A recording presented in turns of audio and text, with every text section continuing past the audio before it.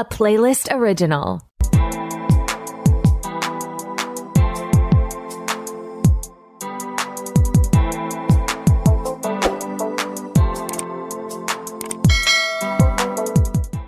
Hey everyone, Jeff here. So quick thank you to our sponsor Manscaped for supporting this episode, and quick thank you to you all for coming back out to the Films at Home podcast, whether you're watching on YouTube, the video version, or you're listening on your favorite audio app on Spotify or Apple Podcasts. I appreciate all the support for making this podcast so successful. Now, today's episode, we have actor, writer, director, and physical media enthusiast Dominic Burgess. Dominic's sort of a guest actor, I guess you can call him, a character actor. He pops up on things from time to time. He's a working actor. Most recently, he was in Dahmer on Netflix, where he played John Wayne Gacy, a very convincing version of John Wayne Gacy, very creepy. I knew him from It's Always Sunny in Philadelphia. He played a Psycho Pete in a very good episode of that show. And he's also been in things like Star Trek and Doctor Who and plenty of other network television shows where he pops up from time to time, and movies as well. So he has some really interesting insights on, LA and Hollywood. He's been there for the last 15 years, how things have developed out there and how the industry is trending, even in the heart of entertainment in the world.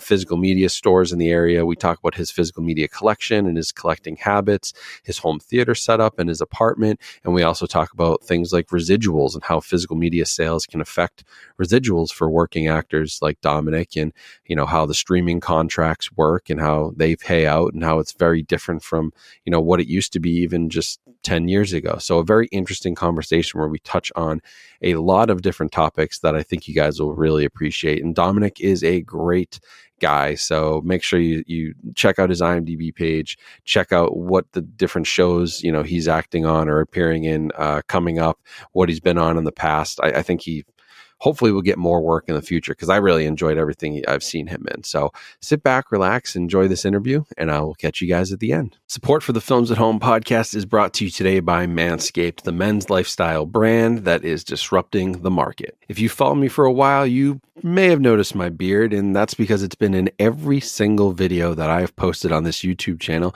because I have not clean shaven since 2010. This beard is literally older than some of my viewers at this point. And now, finally, Manscaped is launching a new product, the Beard Hedger Pro Kit. The Beard Hedger trimmer has a super powerful motor and titanium-coated blades to cut through even the thickest beard hair with ease. Considering my beard is thicker than steel wool, this was an awesome addition to my beard care routine. This trimmer is super cool. It also has 20 different cutting lengths on one single adjustable guard. So other trimmers I've used, they have a bunch of guards that get lost in different sizes. This trimmer is a super easy all-in-one solution. The Beard Hedger Pro Kit also comes with beard oil, beard shampoo, beard conditioner, and beard balm, all in a convenient travel case to take with you on the go. So join over 8 million men worldwide who trust Manscaped today, including yours truly. Simply go to manscaped.com and get 20% off plus free shipping when you use the promo code FILMSATHOME at checkout. That's 20% off plus free international shipping with promo code FILMSATHOME at manscaped.com. All right, everyone, here with our interview today, we've got Dominic Burgess, actor, editor, director, collector, physical media enthusiast, you name it. So Dominic, thank you. Thanks for joining us. You want to give a little background on yourself, sort of where people might know you from, what you've been up to lately, what you've been in, and just sort of your background as an actor and collector. Yeah, sure. I'm Dominic Burgess. I am an actor and writer and director and physical media enthusiast. I get around. I jump around from show to show. A lot of people know me from Sunny in Philadelphia or Psycho Pete. I did a show called Dr. Death, some Star Trek Picard, Feud. I just finished up an Apple series called Mrs. American Pie. I keep pretty busy, which is nice. And then physical media-wise, I've always loved physical media. I left high school in 2000 and got a job at a supermarket called Tesco. And with my very first paycheck, I picked up a multi-region Blu-ray player from Tesco. And it was comparatively now, it was super, super cheap. And that DVD player lasted me for so long. it was such a good player. And, I would import DVDs from the US, but my first DVDs were Alien and Aliens. I got the combo with the DVD player and Alien and Aliens. And then I was off to the races. And then I ended up, during drama school, working in a store called HMV in England. And I was in charge of their DVD section. And that was a mistake because I bought everything without rhyme or reason, especially if there were sales, because I would get staff discounts. So if there was Christmas sale and stuff was £3, I'd be like, yeah, I'm going to get this for £1.50. I don't care. And just a relentless amount of collecting that wasn't, there was no rhyme or reason. And it got a little unwieldy. And now my collection is a little more refined. It's a little bit more me. Yeah, you mentioned before we started that you've been even consolidating that a little bit. So you're going through part of like a little bit of a curation of the collection right now? Yeah, I usually will go for films that I know that I like or that I've seen that I love. If something's pretty cheap, we have a store around the corner from us called Game Dude, and they have a Blu-ray section, and they're sort of lined up on the spines, and you sort of go along and pick out what you want, and they're sort of color-coded by price, and they have Blu-rays for like $1.50. And so if it's $1.50, I'll take a chance on something I haven't seen. Most of the consolidating I'm doing right now is I just switched out my Star Trek Blu-rays for the HDs. I think my next gen set is coming tomorrow. And I just consolidated all my Jurassic Parks into a box set and just sort of upgrading some HD stuff to 4K stuff that Gotcha. I really enjoy. Yeah, how have you been loving the 4K stuff? I mean, it's been I insane. love it. I feel like we're getting everything. I love it so much. There's still a lot of stuff that I'm waiting for. I need Titanic in 4K. I need Aliens in 4K. I'll take Alien 3 in 4K. I love Alien 3. I know it's not for everyone, but I love those films. Yeah, they're my biggies. Cloud Atlas. I know a lot of people don't like Cloud Atlas, but I heard that there's 4K, huh? Yeah, but I heard there's like this massive 4-hour cut out there somewhere in the world, and I want it and I need it. Wow, I guess I just assumed that had one, but it must have come out like sort of just before. Yeah, I think so. Just before when everything was just like big theatrical movies would get 4Ks. Oh yeah, that would be a good one. I haven't thought about that in a while. But yeah, I can see. Is that Titanic behind you up on the top? It is Lego Titanic. Oh, that's awesome. Yeah, I get Lego sets. I find that it helps me learn lines if I have a lot of lines to learn for auditions or for a show. If I'm doing something with my hands, then the lines will kind of stay in my head. And then if I get to set and they're like, oh, you got to walk and talk and carry a drink and open this door, then I don't get thrown because I've already sort of done stuff with my hands physically, if that makes sense. It makes sense. It's kind of, that's like I was always that way with taking notes in school. Like if I didn't write it down, you know what I mean? There's something physical about that connects to your brain to remember things. Yeah, I totally get that. In school, you had to show me if we were in chemistry or physics or biology and someone's like, this is a covalent bond. I was the kid who needed no, put the liquid in the jar and let us see the explosion. I don't know if covalent bonds explode. That's why I didn't take chemistry for very long. Neither do I. Science and math is not my strong suit. So me either. You've got me. I tried those classes. They did not work well for me. But yeah, so I do know you, I will say, as I guess Psycho Pete, first of all. I'll take it. I'm a huge Sonny fan, so me too. Instantly recognized you as Psycho Pete. That is a great episode, very funny episode, actually, one of my favorites. But I also thought you were. I had just recently seen you in Dahmer. And yes. You make a very creepy John Wayne Gacy. I'll give you that. Oh, thank you so much. I was like, my God, this is scarily accurate, and I guess if they ever do a Gacy version of Dahmer, I'll take it.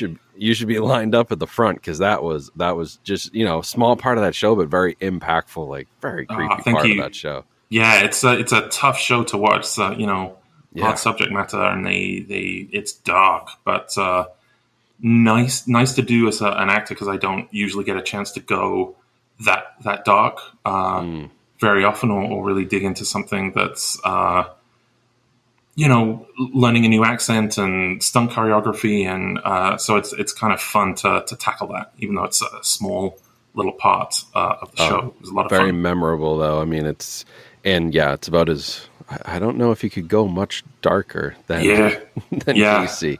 So that definitely must have been interesting to dive into that world. Dahmer, Baby Geniuses 3. Right. Hey, I mean, we got to work. Exactly. I was going to. So when did you move over to LA and start the whole acting thing? I moved here November of 2007, just as the writer's strike was getting kicked off, and now we're approaching another writer's strike here in 2023. But it actually worked out pretty well for me. It sounds terrible, because it sounds like I was taking advantage of a terrible situation. A lot of casting directors had no shows to work on. So a lot of them were teaching classes and holding generals and meeting new actors that they'd never met before. So for me, arriving to town and then sending emails being like, hey, I just got to town, I'd love to meet you. Casting directors had nothing but time. So I met more casting directors in the first 3 weeks of being in LA than I had done in 3 years of being in London. So it was really, it felt like home right away. I got a job at a movie theater called the ArcLight out here. I lasted 3 weeks at Blockbuster Video in Burbank, Glen Oaks, and then I had to get out of there. But I found my feet pretty fast, and this has been home ever since. Awesome. So we're going on about over 15 years now in LA. So, when you think about how different, so, I mean, you're coming to LA, I guess, if we go to physical media and just like home video and the way the entertainment industry was trending, you're coming in, Blu-ray's kind of just getting its legs, right? Mm-hmm. And now 15 years later, we've got new formats, but things have shrunk. Just being in the world and being in the industry, and from what you hear from people, how has the sort of attitudes changed towards that?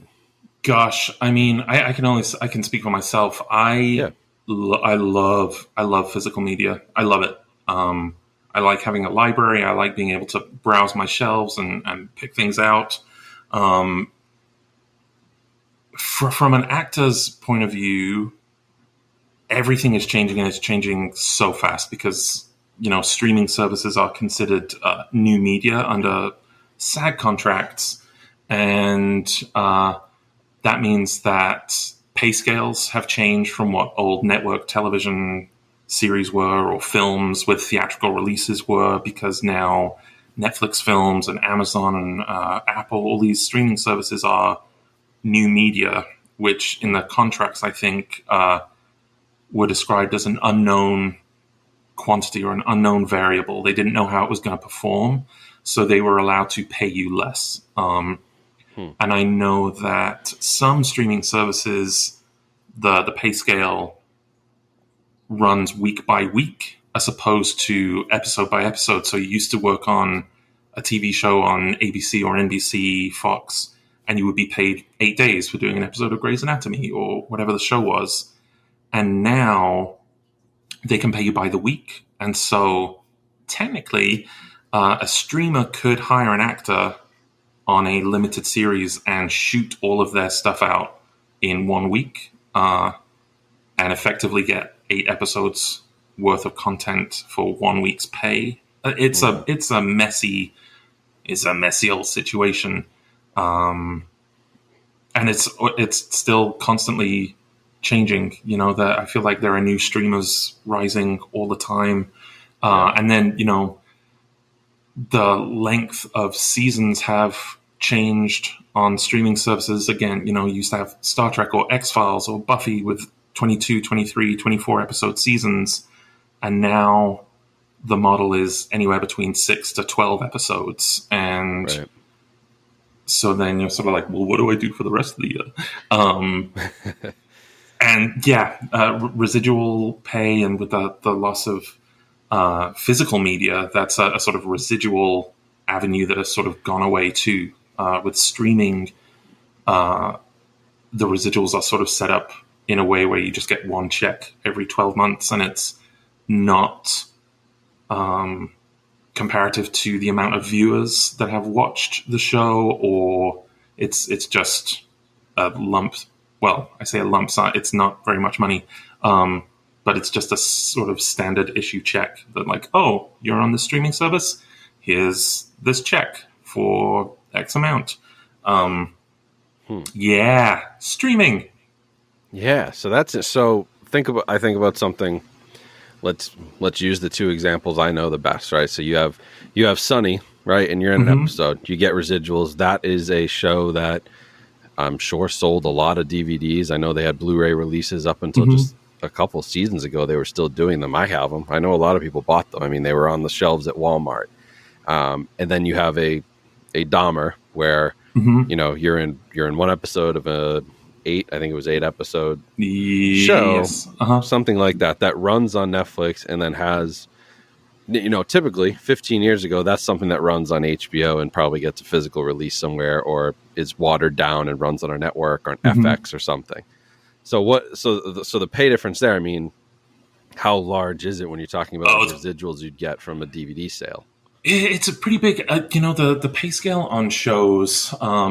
I think if you were an actor in the 80s and 90s in LA or Vancouver or any of those markets, I'm sort of what you would call a guest actor who jumps from show to show and will do one episode here and one episode there.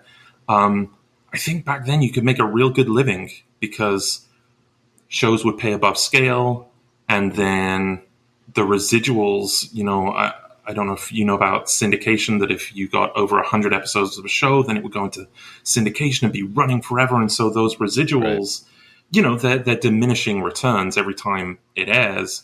But, it's still nice to have that income when you're not guaranteed a job. I don't know, right now I'm gainfully unemployed.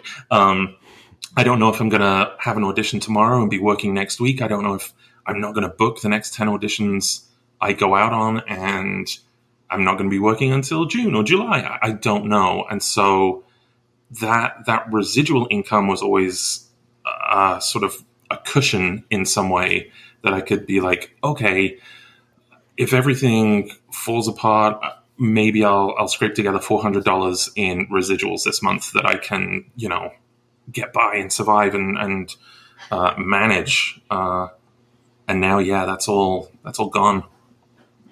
So it's fair to say then, this has always been my hypothesis, but it's pretty fair to say that if it's sort of like supporting your favorite musician by buying the merch or the CD, and the best way to support a film or a TV project is really it's to go out and purchase a DVD, a Blu-ray, like actually because the streaming, if I stream 15 episodes of Sunny, it doesn't really do a whole lot. I mean, except for the guys at the top who are, the producers. Obviously, and, Charlie, they're doing fine. Glenn's doing fine. I mean, Rob McElhenney bought a soccer team. Like, they're okay. But yes, the other actors who you want to support on those shows, I guess the best way is really to, sort of support with your money with a physical purchase once it gets past the point of, it's not syndicated. Because I don't know really how else you'd support. This is the thing that gets me. It's like, how do you support the smaller streaming shows, or even just shows you like that are just have been on forever and are on streaming services? Like, it's hard to support. Monetarily, it is. A lot of shows don't put out DVDs anymore. I mean, the shows that I love, I will still go and get the discs for. I pre-ordered Last of Us, and I picked up House of the Dragon, and I got Game of Thrones and Deadwood, and all the shows that I love. I'm still like, no, I want them. I want them in my library because I love them and I like supporting, and I just like having that the library there.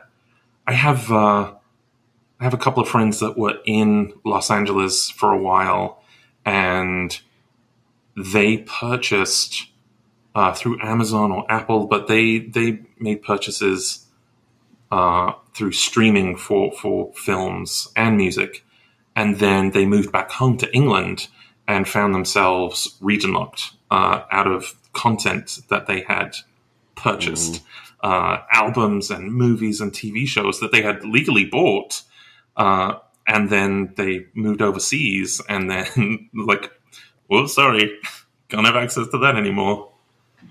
So yeah, that is I never thought about that, but I have heard that from others. If you move countries, you're kind of screwed with the digital purchases because they are so strict on that stuff. Like, yeah, it's kind of crazy. I found myself. I mean, I've always collected physical media back home in England. In my parents' attic, there are thousands of DVDs. I probably replaced most of them now, but I think it was before lockdown. I was driving myself nuts because I just wanted to watch Air Force One.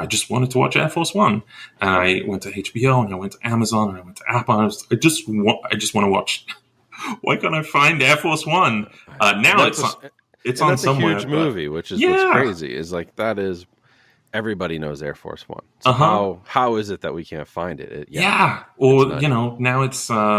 The Abyss. You're lucky if you can find The Abyss. That pops on and off streaming, right. And it's like catching lightning in a bottle. And yeah, I'm ready for that disc. I'm ready. I think you'd mentioned Titanic, Aliens, The Abyss. Yeah, there's a common theme there. We're all very ready for those. He's, I mean, James Cameron's a technical wizard, and I really enjoy the special features on the Aliens discs and the Terminator discs.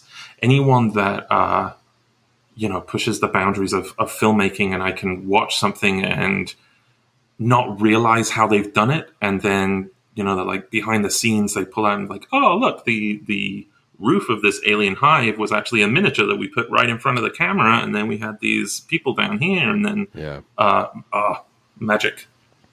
Well, and that's you had mentioned before we hopped on to like the special features as somebody who's getting now into, writing, directing, how big a deal that is, how it's, and I've talked to a few special features producers here on the podcast, and it's like, even they talk about it. It's like, I mean, it's like this free film school like that you can get, and I think people just forget. Yeah. This stuff exists, and you can learn so much from it just on a $20 Blu-ray. When Lord of the Rings first came out on Blu-ray, the extended editions with the appendices, I feel like I sat down. I think I got them on Christmas Day, and I sat down and I watched the films, and then I watched it through again with Peter Jackson's commentary, and then I watched it through again with the actors' commentary, and then I watched it, and it's an education. And then all the bonus stuff, just people sitting here making chainmail, and this is how we make the chainmail, and this is the cut that we make, and it's an education, and I miss on streaming.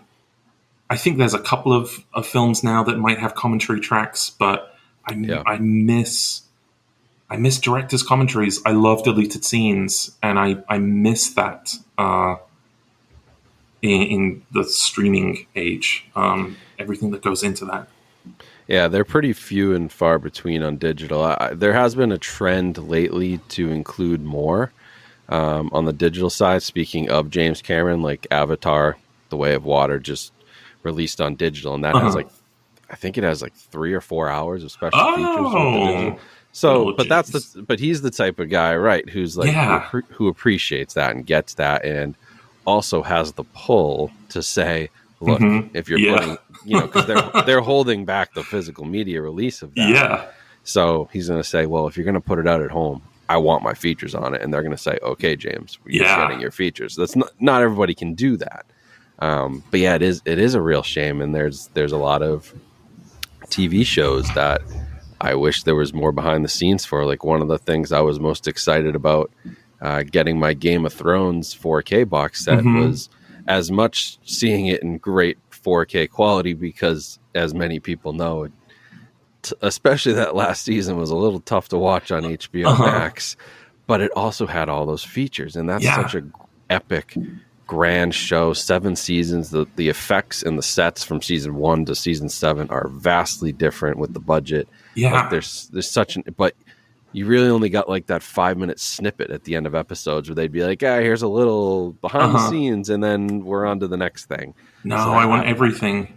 Yeah, I thought that was fascinating. That's, and The Last of Us and these other shows that are that have this production quality. I keep going HBO because but like, I wish there was more of that for Netflix. I wish there was, where are the behind the scenes on Dahmer? Where's Evan Peters giving a commentary about how he got into that freak show of a character, and got that dark, because it's fascinating, and we have nothing on it, really. Yeah, it's really sad. I someone who's sort of expanding into writing and directing, I would love to do a director's. I want to know who's stopping people from doing director's commentaries, because I pick up discs now and it's sort of bare bones and just a fluff 10-minute piece of like, everyone had a really great time on set, here's us behind scenes, look, we're crafty, enjoy the movie, but I want like the nitty gritty of everything.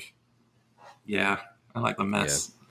No, I hear you. It's almost like, it has to be, well, the guys who I've talked to do the special features do great stuff like that. But again, I think it's few and far between where they may get asked and pulled in. But that's why we love as collectors, Paramount Presents in that line, because they have made sure to include that stuff. We love a Shout Factory, an Arrow Video, Second Sight over in the UK, and some of the work that they're doing is just incredible. So, what are some of your favorites like lately that you've been coming across that are sort of that full package that people may want to look out for? Gosh, that have been coming out lately? Lately, all time, any of your favorite commentaries or behind the scenes stuff? Or, I mentioned the Lord of the Rings commentaries. I just picked up the Middle Earth box set with the Lord of the Rings and the Hobbit in 4K, the whole right here. This guy, which I love. The only thing with that, though, is it's missing special features. That's why I kept my Blu-ray set. You've got to keep the Blu-ray set. I love me my Alien Blu-ray set. I did get the Alien in 4K. I'm waiting for the rest of them to come in 4K, and then if there's a box set, I'll get it, as long as, I'll get it, and then I'll see if I need to keep that for the special features. What I do appreciate about this box set is the Alien 3 commentaries do go in depth on what a mess the production was, about the rewrites and the budget and how everything was chaos. And I do appreciate that it wasn't glossed over and all the footage wasn't sort of just lost and people being like, here's the film, everything's great. Because, oh boy, I would love to see all the footage on Rogue One, and I would love to see all the footage on Solo, and, I don't think that will ever see the light of day. But that's what I enjoy. As someone interested in filmmaking, I want to know the decisions that were made and why. I love watching deleted scenes and saying like, oh yeah, I see why that was cut. Yeah, it was superfluous. Oh, repeated information. And then sometimes you see deleted scenes and be like, why?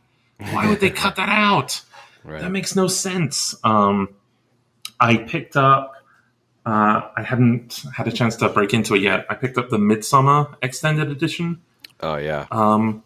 I'm angry because it won't fit into my shelves. I know. It's a weird shape, and so it doesn't live with the other DVDs.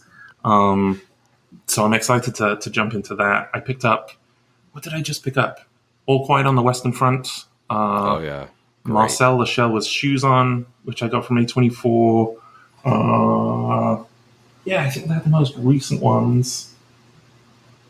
And then the Star Trek TNG set will come tomorrow, and I'll dive into that. Yep. Releases. I should know this. I do this weekly and post a video about it. Yes, it releases tomorrow, Jeff. April 4th. So, yeah, that'll be a good one. I'm curious. I have to say, I just missed Star Trek growing You up. did? Oh no, that was It just wasn't. I was Star Wars. Everything was Star Wars. That was my brother, and I was Trek. I was Star Trek. Yeah. But I'm curious how these ones will look. I mean, from what I know, I mean, how is compared to the OG Star Trek, William Shatner, which I did review those and check those out. Wrath of Khan is great. I mean, it's just a great movie. How does the production quality of the next generation kind of match up to those? Like, you think it's going to be worth the 4K release? I hope so. It's kind of hard to tell because they are more modern. I think there's something really nice about those older films, Wrath of Khan or Voyage Home or Undiscovered Country, where they use model ships that still look, when they're sort of, they still look really nice. And I'm interested to see with the next gen films, especially Insurrection and Nemesis, I think, because then they went full digital on all their models. So I'm interested to see how they look, because on my HD TV, the Blu-rays, you can kind of tell that everything is CG. It sort of loses that texture of something tangible that you can reach out and touch. I will say I did pick up the next gen TV show in Blu-ray, and the restoration on that is beautiful. And I hope they do the same for Deep Space Nine and Voyager, and they upscale everything because it is nice. I like them.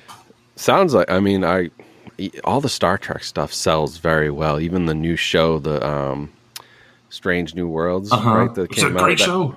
Came out on Blu-ray a couple weeks ago and was like a top 5 seller, which kind of surprised me. It was, it sold better than a lot of other bigger movies that were out there. So there's clearly, I think you'll probably see those other shows get upscaled. And I mean, the sales are there, right? I mean, it makes sense. I know it's expensive to do that work, but yeah, I think especially this season of Picard season 3 has really sort of reignited the love for the older shows. There's a lot of references to Voyager and Deep Space Nine, and I think there's a lot of love there. I would go out and buy them. I hope they do it. I think in the Picard, they've done releases of those, right? Yep, they do, which I'm really grateful for. All of the shows, actually, Discovery and the animated shows, Lower Decks. Did Prodigy get a release? I haven't seen it. I haven't picked that up. If it has, but all the others I picked up. Yeah, they tend to take care of their fans. I think they still get it, and CBS is putting the stuff out. But I was super impressed with the original 6 movies. So that is what I was most curious about. That's what I was sort of asking. I'm not super familiar with the next generation. I guess I'll get familiar as I watch them. But yeah, you will. I was curious that CGI thing. You mentioned it on like an HD TV, and then you take it to 4K, and it's like everything in the background or foreground that's shot and it's real looks better. Yeah, and then the CGI, they typically, I think Peter Jackson did this with Lord of the Rings, which is why it looks great in 4K. But they typically don't re-render. All of that CGI, so it really starts to, the higher the resolution gets, the more that stuff starts to stick out. So I think that's what they were talking about on Voyager. One of the reasons they didn't, I think on Next Gen they had all the visual effects and they could redo them, and I think on Deep Space Nine and Voyager, as they started using digital, they couldn't upscale. Yeah, they wouldn't upscale the same way as footage of me and you talking, so it would look weird. But I love all the old shows. X-Files looks really great in HD. That pilot, you can see Scully's wispy hairs and all the threads on her clothes, and I would love Buffy to get an upscale. Oh, that one's due for sure. Yeah, it's very due. Yeah. So do you watch most of the stuff here on this is before we even got on, but the projector screen behind you, is that typically where you watch stuff? Yeah, I love it. How big are we talking there? What's that? This is 120 inches, and it's 4K. It's a Vava Chrome, and I have a 4K player and a PlayStation 5. And yeah, everything looks really nice. We have blackout curtains. We get the sun at the end of the day. So we have blackout curtains, and once everything is dark, this blue wall presents as black for the screen, so there's no bleed from the screen onto the wall. And yeah, it's nice. So how many speakers are in there? Polk stuff, right? Yes. So we have the subwoofer. We've got a central sound bar because we're in an apartment, so I can't really blast everything like crazy. Yeah. And then we have these Wi-Fi surround sound speakers, which I'm just sitting in front of right now. So you just plug them in, and then they connect by Wi-Fi. And the surround sound is actually really good. The way that things were set up before, I showed you just before we started, we had a ceiling-mounted projector, and then everything was sort of wired through the ceiling. So we got to pull all that stuff down. But I was mentioning before we started, our upstairs neighbors are so noisy. They walk around like they've got bowling balls on their feet, and our ceiling projector would bounce. The image would bounce as they walked around. So yeah, we got a front-mounted short-throw projector, and I love it. Yeah, that is the future for projectors for sure, because they can work anywhere. I mean, you could put that in a regular any living room across the country. If you got the wall space, you could make that happen. At the ceiling, I've always had a hard time too with like the fact that with the long throw stuff, you have to dedicate a room to it. Because this is in the back of the room, your screen's in the front, your speakers are all around. Like you can't having at least the display in the front allows you to get a little more creative with the layout of the room, which is huge. Yeah, I mean we have cats, and they the problem with the short throw is because it generates heat. Once it's been on for like 20 minutes, the cats are kind of like sense the warmth, and then they're all up in the space. They're okay if they sort of like just lie by it, but they want to sit on top of it. But it's good. They're good. How has it been with like the wireless speakers? I'm very curious about, because I think that they've been good. I'm just nervous about using them. Do they drop? I mean, no, they haven't. They have been, knock on wood. They have actually been really, really good. The surround sound sounds great. You know, a lot of the discs now have the Dolby, the presentation for the surround sound. Yeah, Atmos. Yeah, and you can really hear it going around the room, which is kind of nice because we're just in an apartment, but it still does the deed. So yeah, I don't work for Polk. I'm not a representative of them, but they work really well. No, they have good stuff. I use one of their sound bars. It's a Dolby Atmos sound bar, so it kind of it fakes that whole. I mean, I just have the front center, but I use that in my living room as the main audio, and I've occasionally watched movies up there, and I'm like, you know what, this stuff's come a long way from sound bars I had 10 years ago. Yeah, I had a sound bar 10 years ago, and I swore that I would never go back. It lasted like 3 months, and then everything blew and everything sounded tinny, and then I was like, never again. And then I saw this offer, and I was like, we had to do something about the wires and the ceiling mounted stuff. So I was like, with this projector, we don't need a receiver. We don't need like all the wires going everywhere. It can just plug directly in, and yeah, it's just so much easier.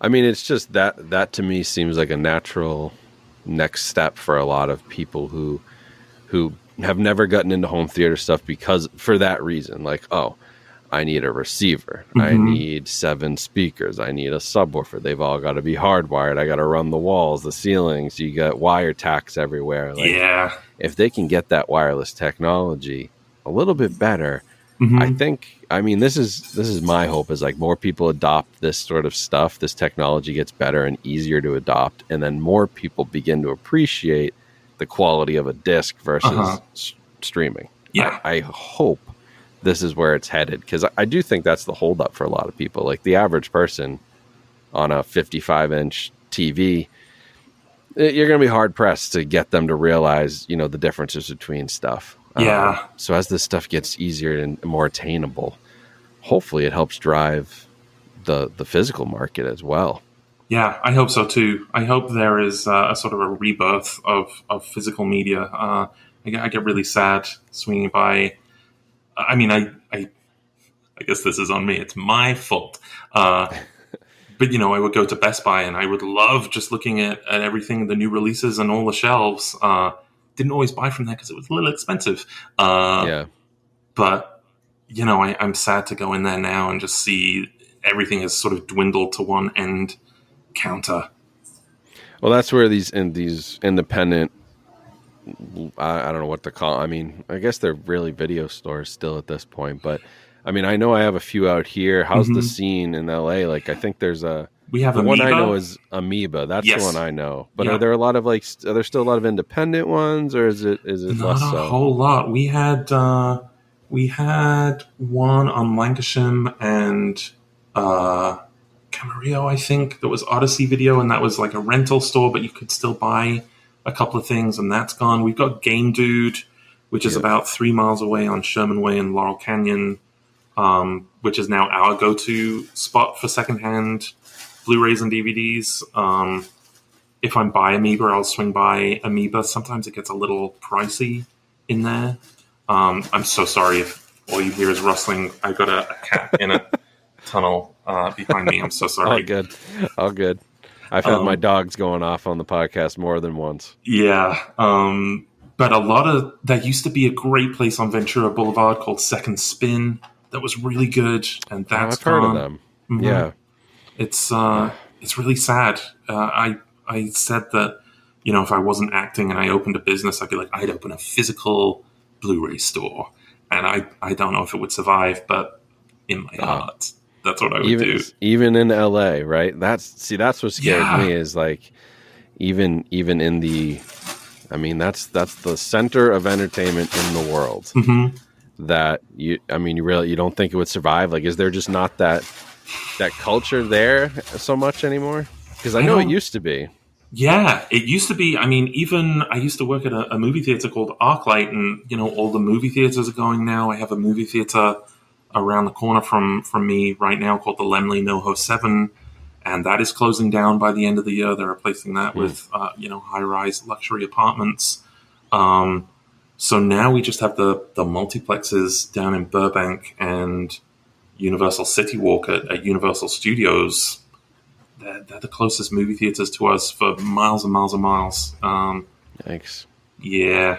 Yikes. See, it's more than just physical media. It's the theaters too. The indie theaters are all down. I mean, I remember. I mean, I'm only 30, so I grew up at the very tail end of home video rental stores and everything. I remember them well, but even the theater thing is huge. And I'm up in New Hampshire, and it's like, might as well be a dead zone. Like, you better build a movie theater in your house, because otherwise you're not seeing anything other than whatever the top 2 movies are at the box office. Like, you're not getting anything up here in almost all of New England. There's some great theaters down by in Boston, and there's they do a film festival, and they're great. Somerville Theater, Brattle Theater, Coolidge Corner. I'll shout them out. They are great, but boy, there's not many of them left, and they've all had to actually group together as one sort of theater unit to even survive, I think, together. Like, they can't independently operate anymore. They work together. Little theaters that will do, special programming of old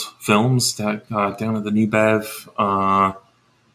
And then we've got Cinespia, which will do screenings in the Hollywood Forever Cemetery, and they'll sort of throw up old films on the side of a mausoleum. But other than that, it's a real shrinking. But there was a drive-in theater that just closed down as well, like old school drive-in theater, and that's gone. It's what a mess.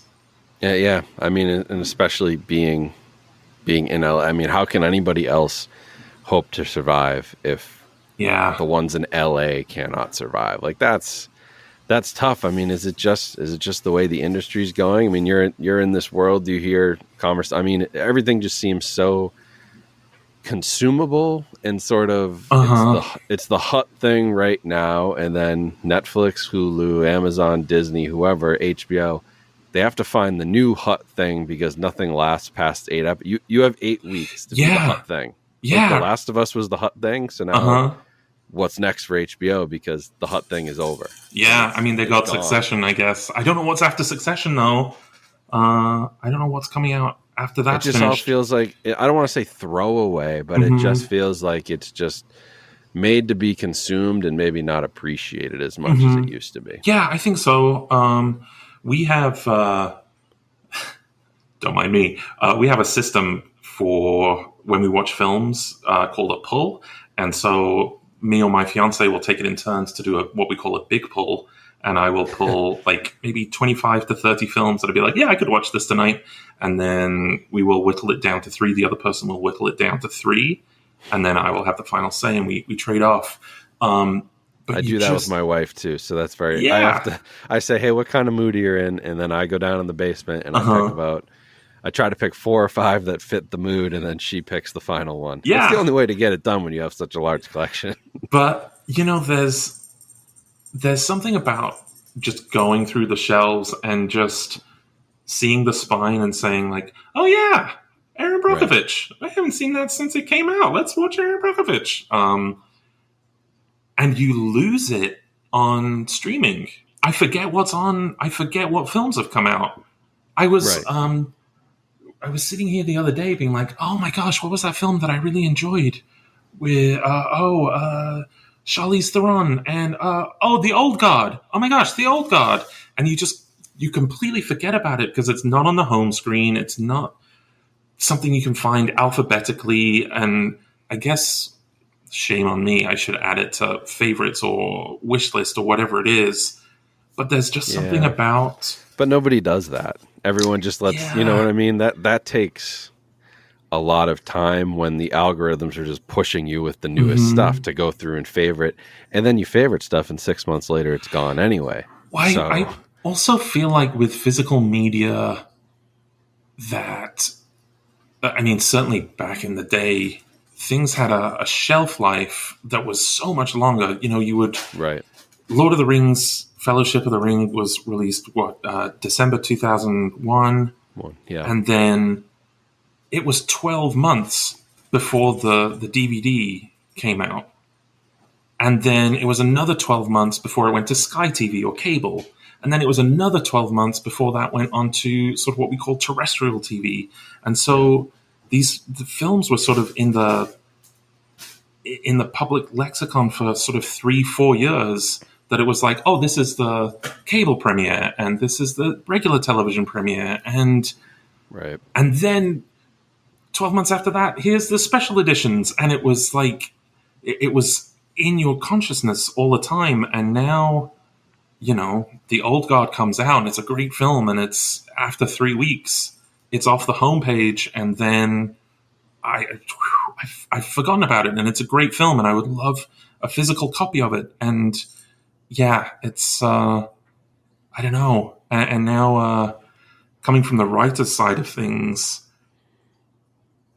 that are, and this is a pet peeve of mine, I'm so sorry.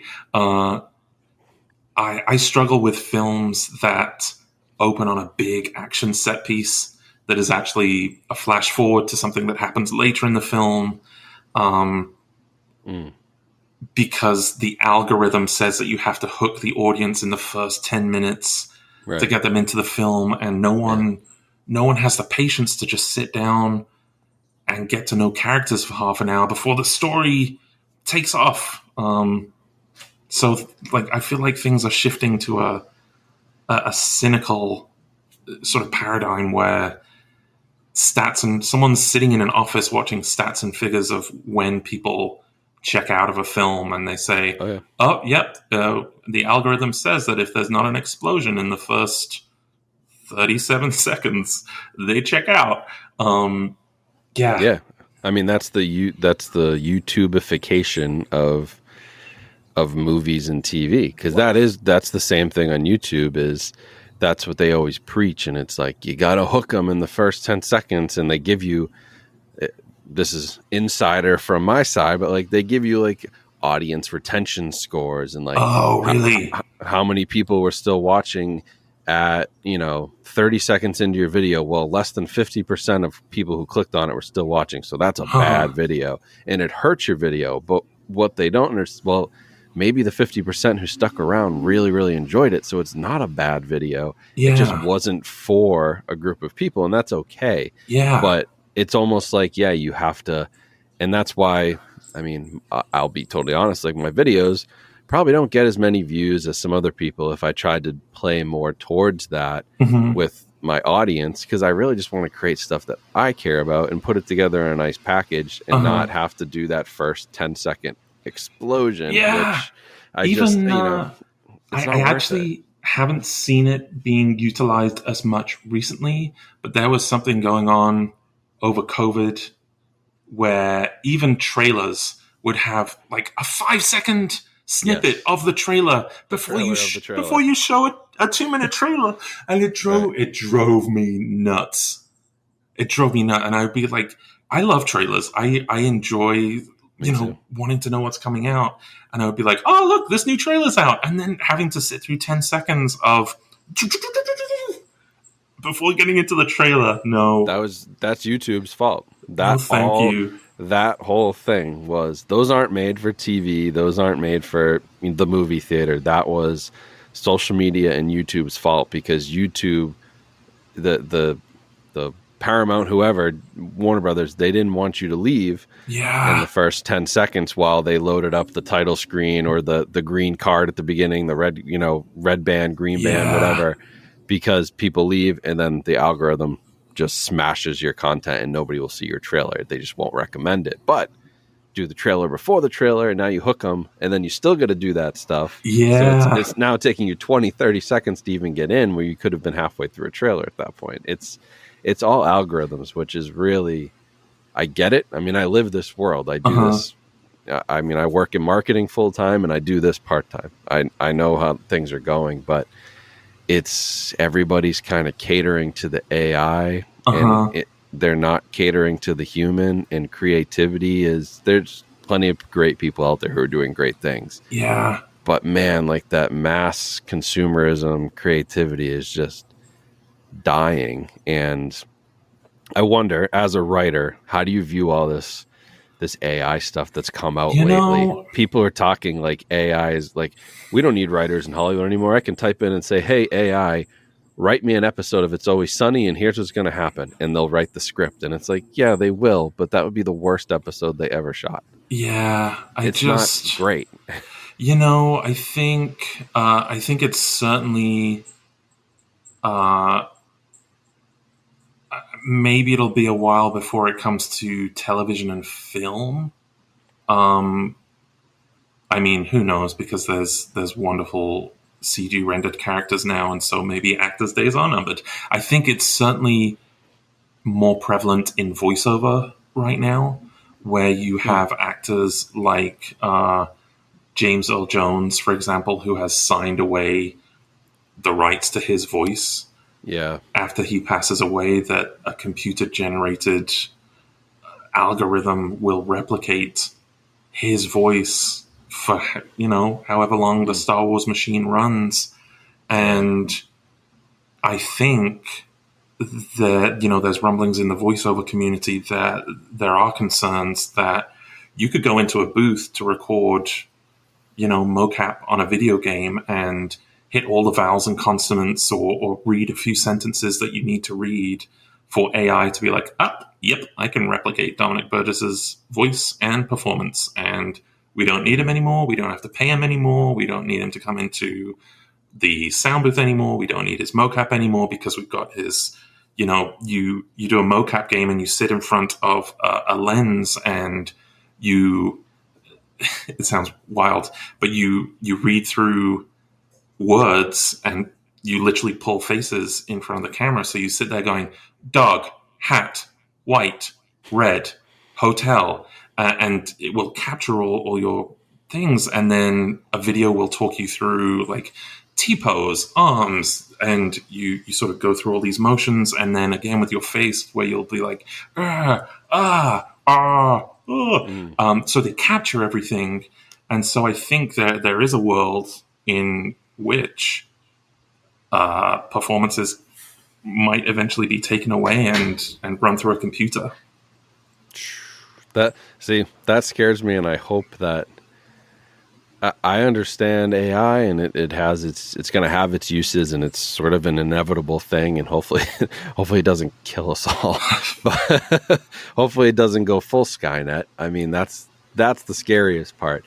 But like the artistic side of it all too. Like I hope just that the average consumer, the average person, like I hope people just still kind of rebel against that in a way. Like you have to connect to people. Like I don't really want to see the James Earl Jones stuff. I don't mind. Like, okay, you want to keep Darth Vader's voice as Darth Vader, it's fine. He's always worn a mask. It's not like we knew, the voice is the voice. But like, I really don't want to see a movie in 10 years that stars like Clint Eastwood after he's gone. You know what I mean? Like I want to enjoy what he had and his filmography, and it can end at a certain point. Did someone buy, I feel like maybe a few years ago, didn't someone buy the rights to like a couple of old school actors, like 50s, 60s, James Dean, and they bought the rights to... And they said they were going to make movies with them. Yeah. And I've heard nothing since. Me neither. I think that's I'm hoping this is because people said, James Dean has movies that I want to watch. I don't really give a new actor a shot. Like, why are we... He's had his film, and unfortunately, it's very short. But yeah, I don't know. I hope people just like keep that human connection with music, with art, with movies and TV. Like there has to be a human connection to this stuff, or we're all just gonna. I mean, we might as well just all put our headsets on and just go into the metaverse all day, because otherwise, I mean, I love James Cameron, and that sort of technological push, but now there's social media influencers that are AI on when they have accounts, and I just worry that it won't take long for someone in a studio to say, oh look, this Jessica AI person has 7.2 million followers on social media, let's implant her as a guest star on the revival of This Is Us. And I don't know. Who knows? I can't. Every time, I mean, hopefully they're afraid to do it, because it feels like every time they try to put somebody in a movie like that, like Carrie Fisher in Rogue One, and it was like, oh, that was very Uncanny Valley. I appreciate what they were trying to do, but it's just odd. So interesting viewpoint, though. I mean, I've been talking about this like with marketing stuff and just my job and what I do during the day, but yeah, it's just affecting everything. So hey, I hope in 10, 15, 20 years they're still hiring people like you to actually act and not just have computers. It's just, I can't lose that human connection. Hopefully I'm of the age that in 20 years time, and I've got wrinkles and gray hair, that I'm sure they will, that there'll still be something Uncanny Valley that they can't quite get wrinkles just right just yet, so they have to hire the old actors. But those youngsters, they're done for. I know, it's crazy. Well, this has been very interesting, so thank you. Thank you. I appreciate all the insight. I've talked to a couple directors, but it's amazing how they're sort of just disconnected. Some of them don't even know where their movies are. Wow. It's a really crazy thing. I don't know if you run into that, but I've had directors who go, "Wow, you think anybody would care if I put that out on oh my gosh. a new format?" Like, I'll have to call somebody. I don't even know who has the rights. Some of this stuff is just crazy out there. But your insights as an actor were definitely, I appreciate that. And the whole thing about the residuals is fascinating, because I don't think people, for some reason, that seems to be very publicized in like the music world, that like, you pay $15 a month for Spotify, and they pay your favorite artists literal dirt, Yeah. And the only way to support them is to buy more. And like with movies and TV, it just hasn't, like, that connection hasn't been made. People aren't I supporting think more in that way. Theaters didn't get maybe bigger. Like, I think maybe there's a disconnect to sort of the general public and, what people think actors earn, or, yeah, the journeyman actor like me, or, guest star actors are not making the money that the top 1% of actors make. They're fine. They're producers. They get back end deals. Right. But I think, the general public worldwide here, like, oh, actors get residuals. They're fine. Right. And maybe in the 80s and 90s that might have been the case, and people were able to live and sustain themselves and raise a family. But I think that's very quickly gone away, or is going away. Well, moral of the story then is, keep working. As always on this channel, keep buying physical media. Do it. That's the best way to support. So go out and buy the DVDs and Blu-rays of those shows you like, and buy the latest movie releases and whatever format you buy it on. I mean, I know a lot of people think it's crazy that DVDs still sell so much, but if you're buying it in a physical format, it's supporting something, no matter how you consume it. If it's on a physical format, I'm all for it. Me too. Buy them up. So awesome. Well, I appreciate the time. This was great. I was slightly starstruck talking to Psycho Pete because I am a huge Always Sunny fan. So thank you for even reaching out, because you actually found me. And because I follow your channel. I appreciate that. I get angry because you don't have a strict alphabetical system, but that's okay. No. We can let it slide. Are you one of those people in the comments who wants to come burn my house down? Oh, no. But I did have to leave. Wait a second. What's your YouTube username? I need to look up some comments. I do. I am strict alphabetical system. I get it. I left Blockbuster Video after 3 weeks, and I was working there, and it made me so angry that Independence Day came before Horton Hears a Who, and I'm like, I can't function, and I had to get out. I used to do strict alphabetical, and then honestly, it just became too much, and so I said I gotta just go by the letter. But at least, it's a letter, yeah. Independence Day is in the right spot in my collection. It's just not in the right spot next to iRobot or even the sequel potentially. No, that I can't handle. No, I was at Blockbuster and they had Fellowship of the Ring in science fiction fantasy, totally fine, and then they had Two Towers in drama and action, and they'd split them in the store. Oh. Yeah. And see, if I had to place each of those, I would put Fellowship in drama and Two Towers in, because the Two Towers is more sci-fi fantasy to me than the Fellowship, which is a little more dramatic. So they're even in the wrong spot. Even let if you them live together. Oh yeah, boy! No, I people yell at me about that, and I fix them when I see them, especially when I did that whole collection video, and I was like, oh, shit, like, why do I have John Wick 2 behind John Wick 3? I need to fix that ASAP. Fix it. Yeah. But, well, awesome. Where can people find you? Oh, boy. If Twitter is still a thing for much longer, I'm at Dominic Burgess. Dominic Burgess? I think I just said Dominic Burgess. And I think on Instagram, I'm Dominic Burgess 1, because someone else beat me to the technological advancement. I can confirm on Twitter you are Dominic Burgess. On Instagram, you are Dominic Burgess 1. Yeah, that's it. Okay, so that's where you can find it. Anything you've got coming up that people might see you in, or anything recent that you should check out? Yep, I'm popping up on an Apple show called Mrs. American Pie. Maybe it'll change the name to Delacourt. That'll come out sometime this summer. Then I have a little part in a film called Rebel Moon, Zack Snyder's film. Oh. That'll pop up, I think. That's a big one. On Christmas Day. And I'm in prosthetics and, just fun, in and out. Nice. And that's about it. Well, hey, Rebel Moon, that's. I think that's going to be a big one. Yeah, I hope so. A lot of people excited about that one. And so the Apple, is that an Apple TV like exclusive show that you're doing? Yes. We shot that last summer. And then Rebel Moon we shot last summer as well. And I think I think there's 2 parts, but I think I'm in part 1. I don't know. We'll find out. We will see. Yeah. All right. Well, hey, best of luck with everything. Hopefully Thank you so much.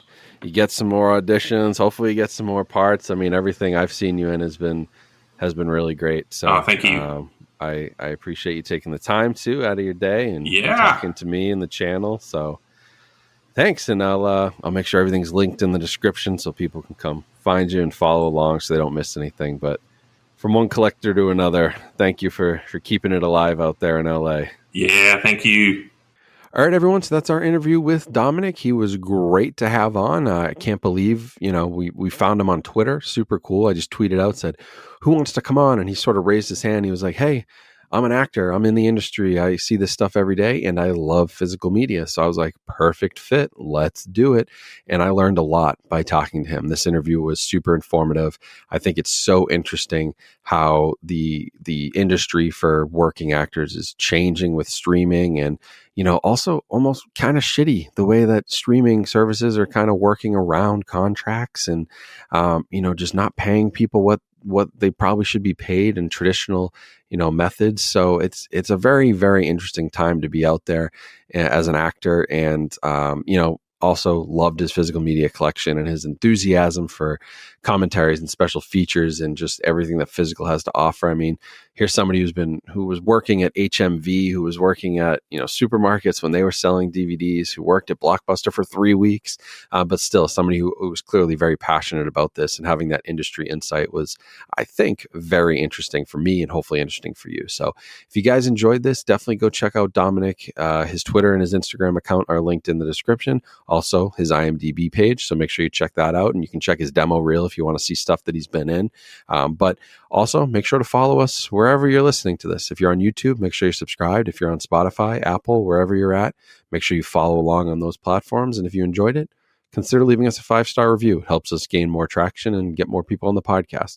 As always, make sure you follow me on social media. Those links will be in the description as well, so you stay up to date with everything that's going on with the Films at Home channel and content. And I just appreciate you guys coming out and continuing to support these podcast episodes. Once again, thank you to our sponsor, Manscaped, as well.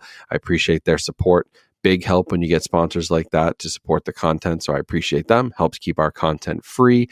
I'm not putting anything behind a paywall because I can get great sponsors like them. So go check out Manscaped.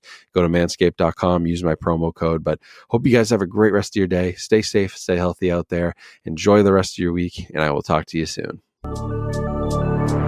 Coming soon. Be sure to subscribe to the Films at Home podcast using your favorite app so you don't miss another episode. And while you're there, don't forget to rate and review this podcast, which helps us out tremendously. You can also help support us by watching our short-form content over on YouTube and TikTok by searching Films at Home. Follow us on Twitter and Instagram at films_at_home. The intro and outro were created by Elin Osborne. Thanks for listening. We'll see you next time.